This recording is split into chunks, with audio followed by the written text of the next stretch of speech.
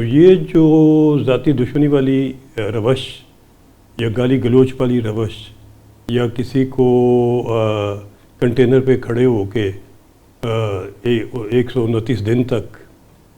پوری ایک مہم کا آغاز،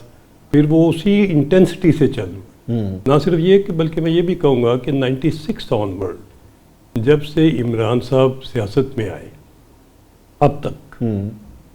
ان کی اسٹریٹجی کا ایک ہی حصہ ہے کہ آپ ہر وقت آفینسو پہ رہو،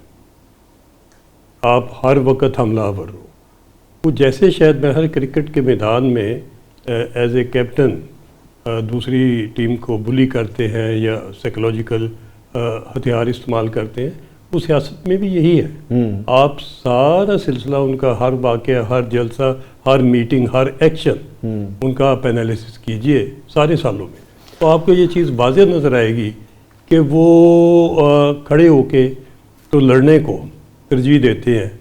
وہ چیز کو بیٹھ کے طے کرنے میں، ٹیبل پہ بیٹھ کے طے کرنے کو